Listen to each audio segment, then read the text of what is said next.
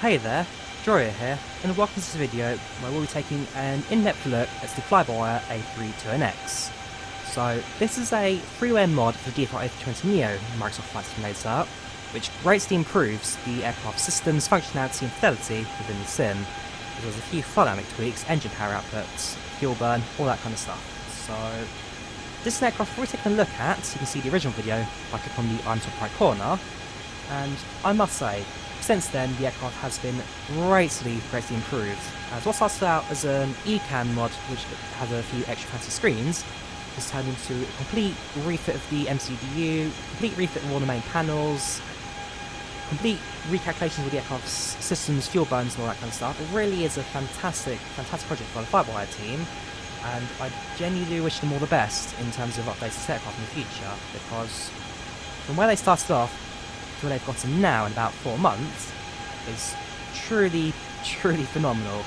I have no idea how they did it. The team behind it are very dedicated in giving us the best 320 they can possibly get.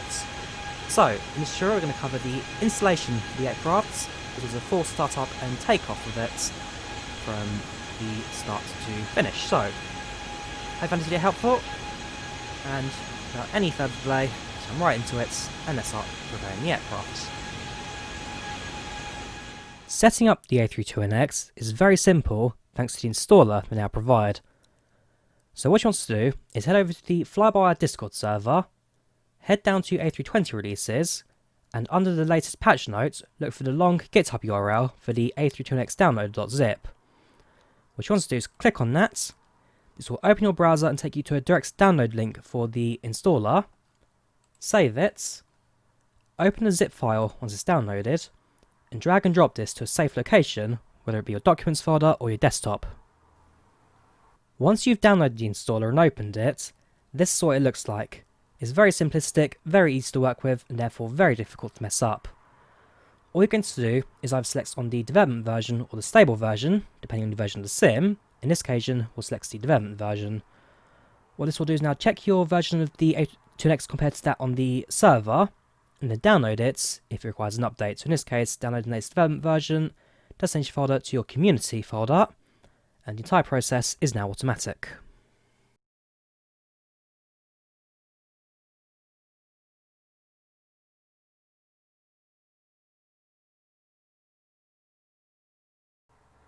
And just like that, the A32NX is now yours. So here we are at London Heathrow Airport. What I'm now going to do is go through the entire startup process of the A320. This will be following our London to Helsinki flight plan from the SimBrief tutorial I did a little while ago, so if you want to follow along with that flight plan or create your own, feel free to follow the SimBrief tutorial, which you can click on in the top right corner. The first thing we need to do is turn on the aircraft's electrical systems and set up the overhead panel. Firstly, you'll turn on both batteries, followed by the external power. Set up the ADIS by switching all 3 switches to the nav position. Turn on all the fuel pumps. Turn on both engine bleeds, as these are automatic in the A320. Turn on the cruise oxygen supply. Sets the emergency lights to armed. Sets the strobe lights to automatic. Sets the nav and logo lights to on. No smoking, and seat belts. You also have the 3 temperature switches you got on the air conditioning panel, which you can set as well. It doesn't do too much in terms of the actual aircraft's functionality, but in terms of passenger simulation, you can reset these towards the midpoint or upper and lower, depending on where in the world you're flying. With that, the overhead panel is now done. This is where the fun bit kicks in. Now to program the FMS. So the FMS, or in this case an Airbus MCDU, is essentially the brains of the aircraft. This is where you program everything from your flight plan to your performance and everything else that may control any sort of system within the aircraft. So, I'm going to clear all the messages, select the desired system and GPS primary lost. I'm going to head into the first option, FMGC, and here we are in now the main menu of the aeroplane. Now going to go over to the initialization and tell the aircraft where it is. So, first of all, we're going to fill in the from and to box with your aircraft's departure ICAO and arrival ICAO codes. So London Heathrow is Echo Golf Lima Lima. Going to select the slash now. As you can see, there's a slash between two blocks of information. So departure slash arrival, and Helsinki Vanta's arrival code is Echo Foxtrot Hotel Kima. There's no company routes, therefore we'll return to our main initialization page. Now, the A320nx does have SimBrief integration in regards to being able to pull a flight plan off of SimBrief and import it directly into the MCDU. However, SimBrief also allows you to download flight plans and load them into the sim via the main external menu. But for the purpose of this tutorial, we'll go a little bit more in depth and go through how to program the MCDU waypoints per waypoints. Next, it gets to cost index, which according to the SimBrief plan is 29, so we'll plug in that.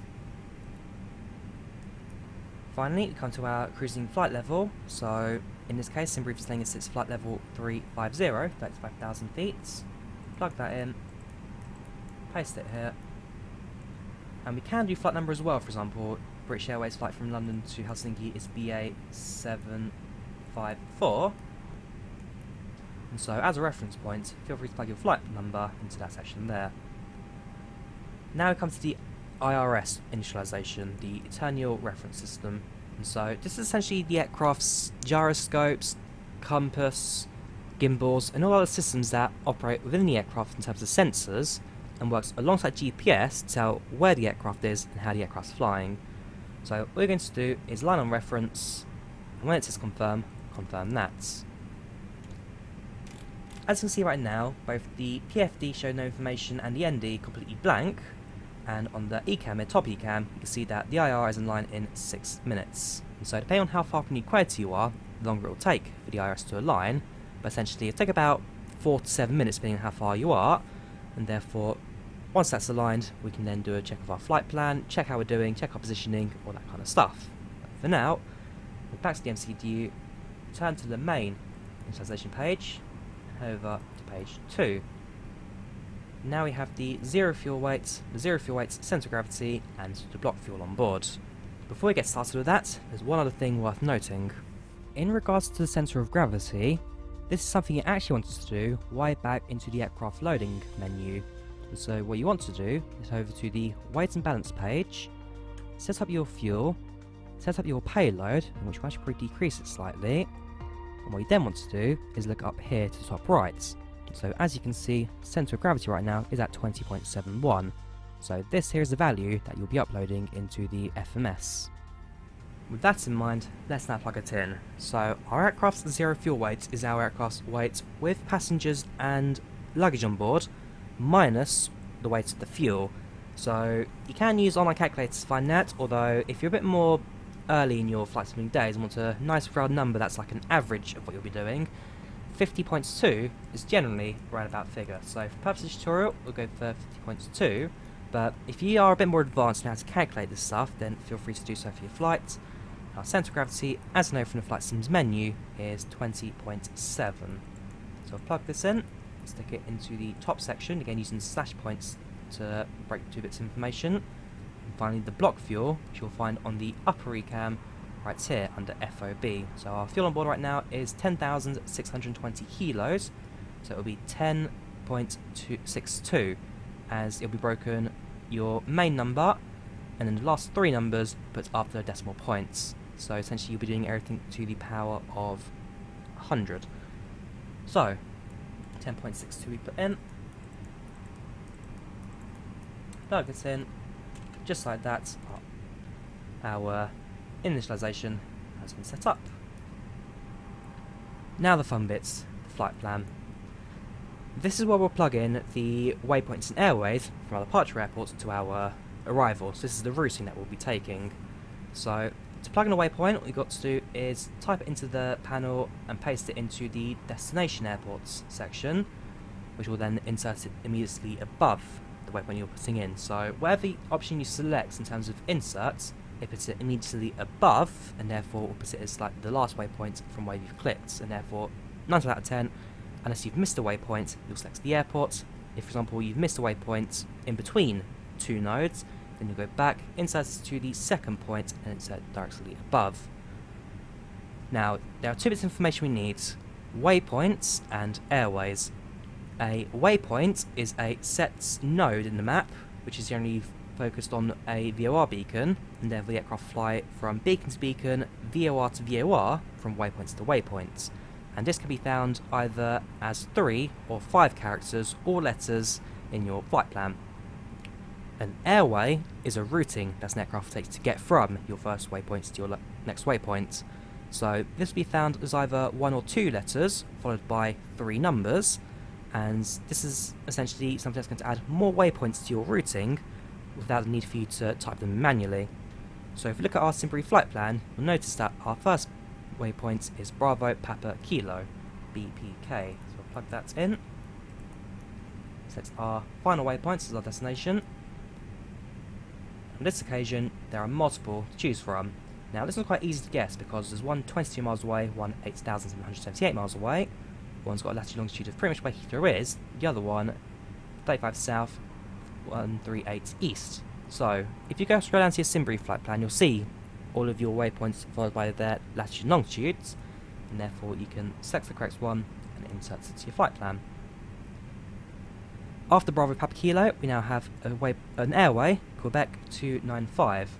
So to input an airway, you go into the waypoint, select the airways section, GVS parameters appeared, that means the RS is aligned.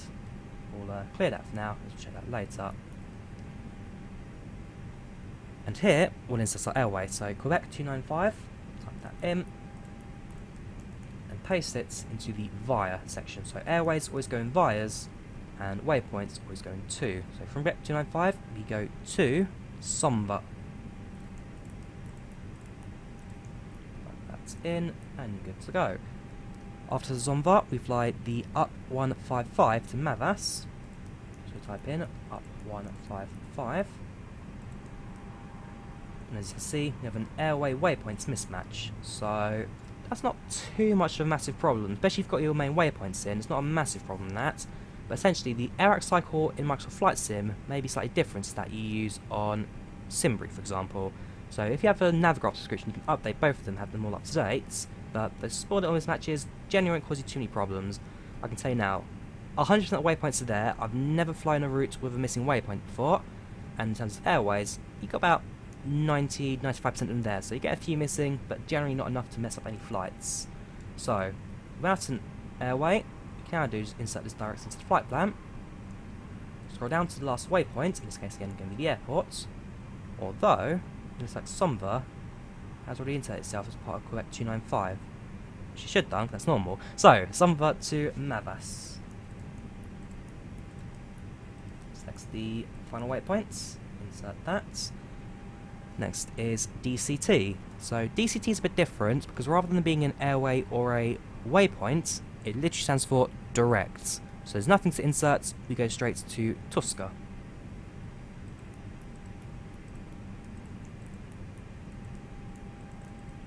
From Tuska, we fly direct again to Ririp.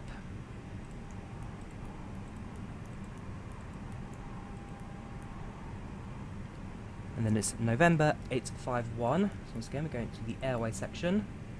November 851. A bit of a mismatch, so we'll clear that, insert that anyway.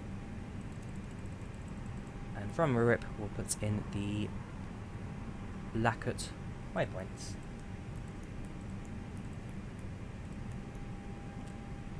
And then our next node in there is the start, so our arrival routing to Helsinki and then Helsinki runway 33. So with that, once you have the flight plan, click on the insert button. Now automatically from your flight plan's routing. There's one more thing to do on the flight plan, in fact 2 more things to do. First of all, set your departure routing, so if you go to your first node, your Echo Golf Lima Heathrow departure airport, and select departure, what we're now going to do is select our runway and our SID. So this can be found either on your Simbrief flight plan, or if you're flying on an online network, always check the ATIS information for the runway in use, and also, in some cases, tells you you're routing out. So initial climb, air traffic warnings, space that you should avoid, so all of that will be given to you, and therefore you plug it into your flight management computer. So at Heathrow, departing runway 27 right today, by the Bravo Papa Kilo 7 Foxtrot according to my Simbrief flight plan.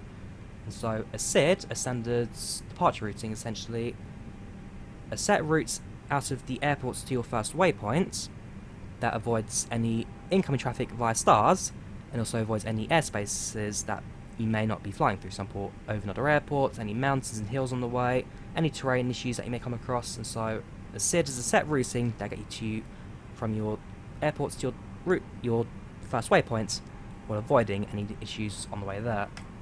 So select the Bravo Papa Kilo 7 Foxtrot. You can now see that's been inserted to the top.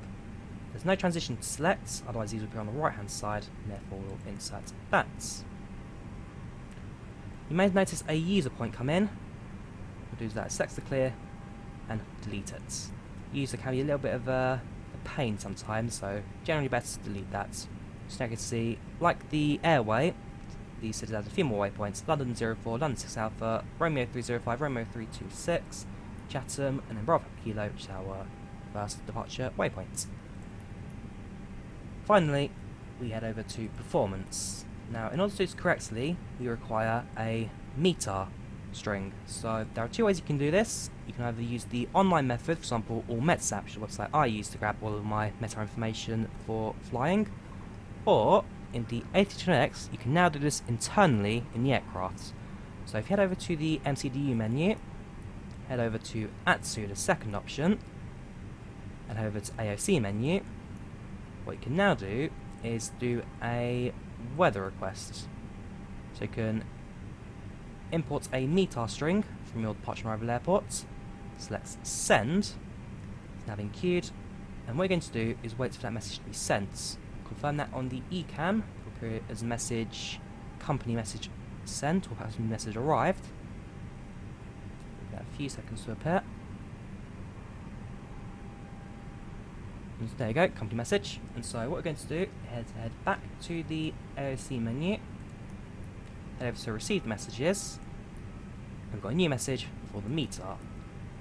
So a quick basic METAR decode. So this is the airport, or the station that you're pulling it from. Next you have the date and time. You'll have the airport's wind speed, so 270 at 6 knots, so 270 will be the direction of the wind, and the knots will be the speed of the wind.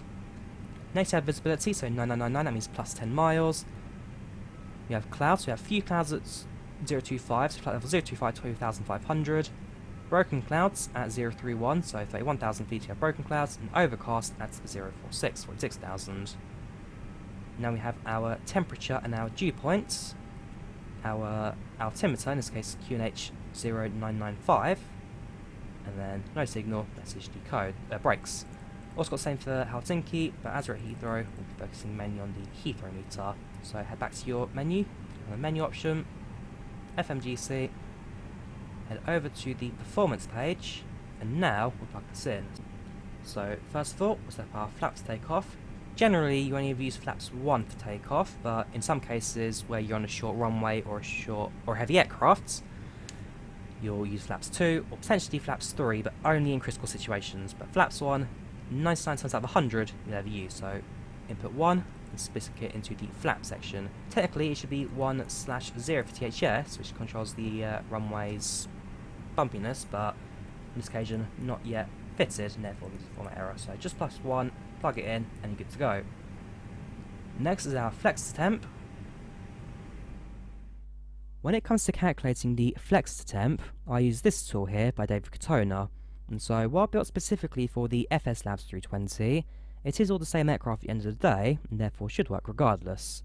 So the first thing you want to do is select the aircraft type, being the A320, and the engines, being CFMs.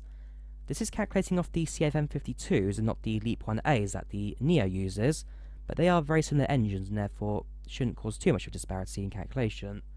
Next come to units, this being the metric, and our origin airport, which is Heathrow at Echo Golf Lima Lima. We'll then click on the METAR. What that will do is put all the active weather information here in London right now, and what we then do is select our flaps using flaps 1. You can use 2 if you want to, but for the most part you'll be using 1. Packs will be on, anti-icing off on a dry runway. Next, that's the active runway, which currently is 27 left with the winds at 240, and then click on calculate. What that will do is calculate the flex at 37,000 plus 4 and the temp flex max at 67. And so when plugging in the FMS, you'll be using 67 as your flex max. 67 according to our calculations. Transition altitude, so this is based on the airport's charts, which you'll see which is the transition altitude for where you're passing from. In the case of London zone and Heathrow, this will be 6,000. Although across Europe, generally transition will be about 5,000. In America, it's always 18,000. So again, refer to your charts and you'll figure out what your transition altitude is. And finally, the V speeds. Nice and simple, just press the button once, number will appear, press it again. Press it once, number appears, press it again. Press it once, number appears, press it again. So, our V1 speed, our point of no return is 127 knots. Our rotate, 128. And our V2, our safe climb speed is 132. And that's the FMS has now been finalised. Back to the main screen and let's program the rest of the aircrafts. Therefore the brightness is displayed, so profile display and ND go on the left hand side, as does the co-pilots on the right, the FD and ND. The two ECAM brightness dials are on the top part of the pedestal.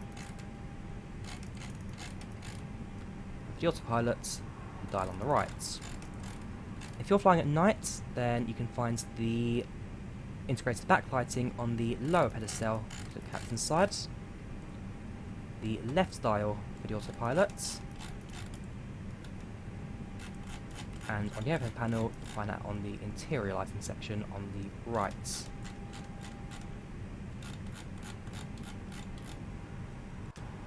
Now going to set up the autopilot now with the information we've got. So we're going to switch from inches to hectopascals by selecting the dial at the back and switching to systems. Inches only ever really used by America, and hectopascal used by the rest of the world. So we know that our QNH is 0995. Therefore we'll scroll down to that. And we're going to set our altitude to cruising altitude at flight level 350. If you're on controlled airspace, then you'll be given an initial climb out, so for example, generally about 4,000, 5,000, 7,000, but you'll give an initial altitude to climb to, set that. If you're flying offline or doing your first couple of flights in this aircraft, I recommend setting straight to your altitude, cruising altitude, and follow along with that. Next, we'll set our level of climb. You can do this manually, or you can let the aircraft do it within its constraints. Depends on how you feel, really, but a standard departure in the A320, you'll be doing about 3,000 feet per minute. And speed, as the aircraft does not yet have VNAV, sets that to 250, as under all regulation in airspace, under 250 knots, below 10,000 feet.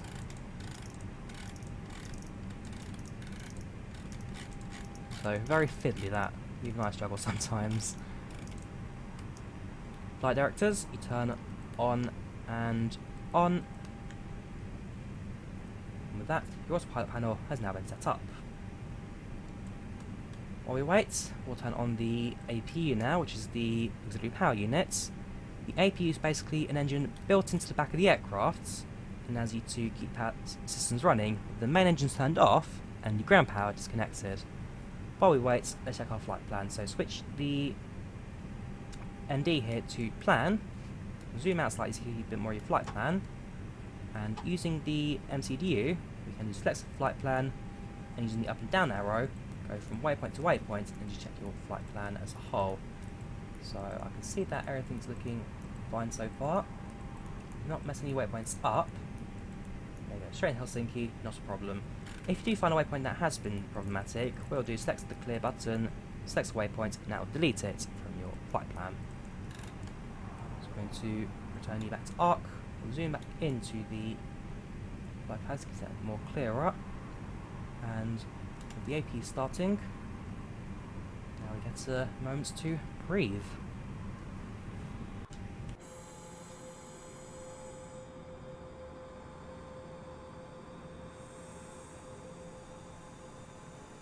So on the outside of the aircraft, you now hear the rear engine starting up. And on the ECAMs, what you're going to look for is the lower two numbers, so the N number and the EGT.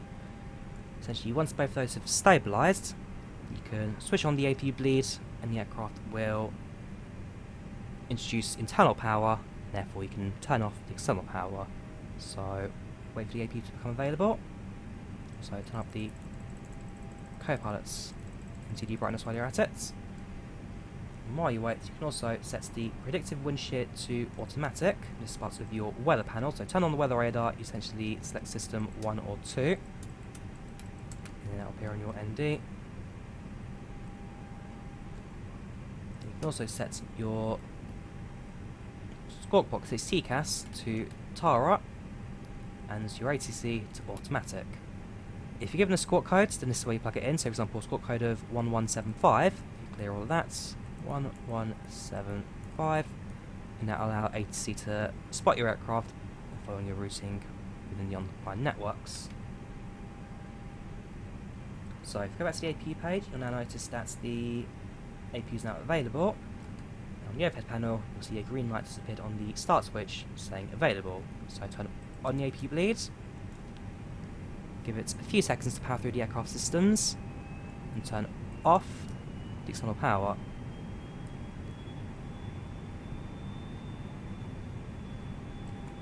We can head over to the electrical page. You can now see that the APU generator is active and is feeding power through the aircraft systems into the batteries and bringing it all to life.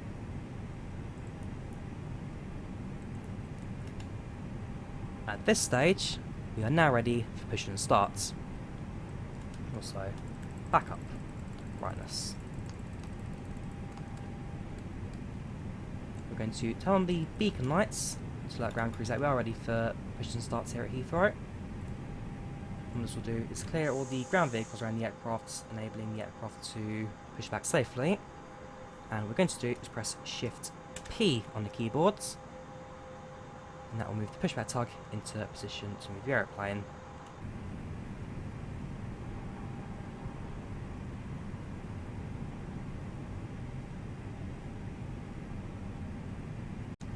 Pushing back from gate is now where we'll be starting up our engines, and so we'll set the engine ignition switch to the right. Wait for the pushback tug to put pressure onto the nose gear, so you'll notice the aircraft slightly jolts.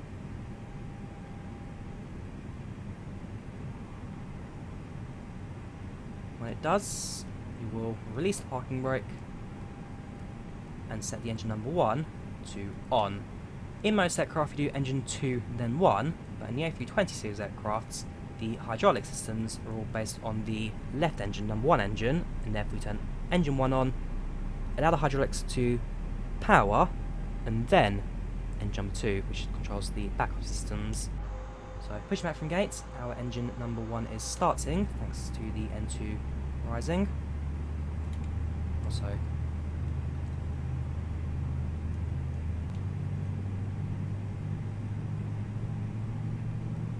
ready, you're going to steer the aircraft runway 27 to our right, therefore request nose turn to the left.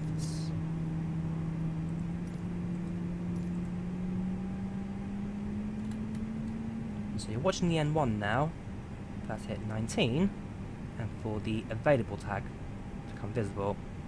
So engine 1's available, engine 2, you can now start.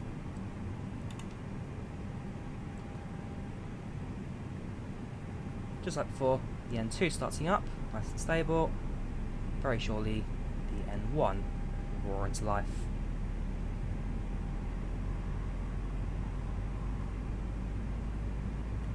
Pushback's done.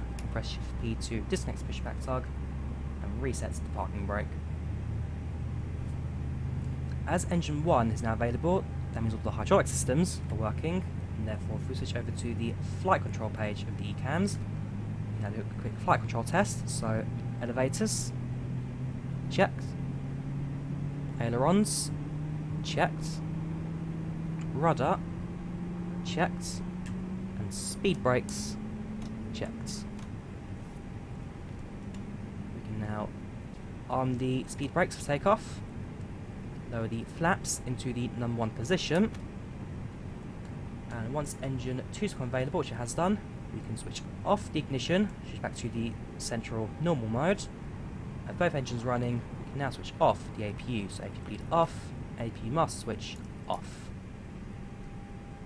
At this point, you'll now contact ATC for taxi instructions. Once you've received it, you can then switch the taxi lights on, resend to your view, release the parking brake. You're now ready to taxi to the runway. In the A320neo, the LEAP 1A engines that it has are very powerful and actually produce enough thrust on idle to taxi the aircraft. So, apart from the initial bit of getting the aircraft moving, you're generally not going to put too much power into the throttle to get the airplane rolling. Also, one thing to note in the A320 is that the nose gear is actually behind where the pilot sits, and therefore you will have a slight overhang on the taxi, or turning left and right. So when we make our run time, we'll get ourselves properly central on the taxiway there. Get to overhang. It's nice and simple movements. Get the aircraft turning left and right.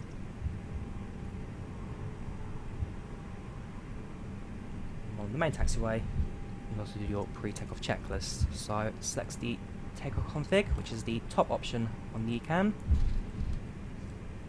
Auto braking set to max. Seatbelt signs are already active.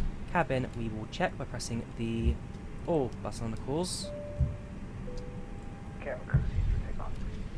The spiders are armed, flaps set to takeoff, and takeoff config is normal. With that, our pre-takeoff checklist is now complete.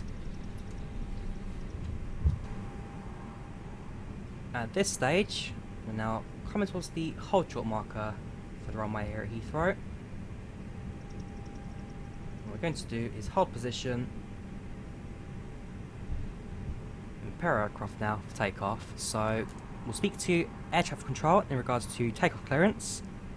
Once we have it, we're going to turn on the landing lights, so both switches to on, taxi lights, position to the takeoff position, and the runway turn-off lights come on. Do a quick visual check of the runway, make sure that no one's coming in on the approach, nobody coming in to land on the runway to our left. So the runway looks rather clear at the moment. Quick check of the windsock, you can see it's not entirely flaccid, but not exactly swinging in the air right now, so wind's looking relatively calm.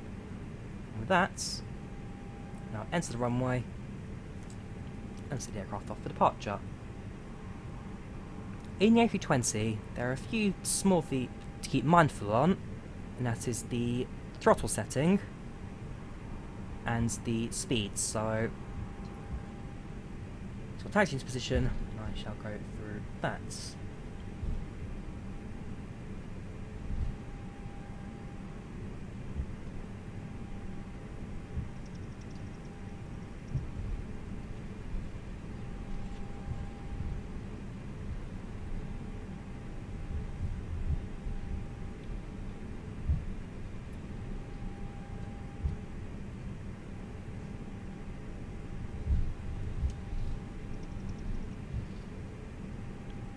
So, first things first, what we're going to do is move both throttles to about N1 40%. Keep on both engines 1 and 2, make sure both are stable, which they are. Once you're happy with that, move the throttle, so that's the notch in the throttles, move into the flex position. With that, you're now going to derate your throttles, and therefore produce enough thrust to take off without overpowering the engines. 100 knots, cross check. V1, rotates. Gentle rotates, positive climb, get her up. Pitch for about 10 degrees on the PFD there. Turbulence, not looking too bad. As you approach towards 200 knots, you're going to reduce throttle to the climb position, so back 1 notch on the throttle, and flaps come up. Finally, going to the hand fly initial heading, so turn to the right.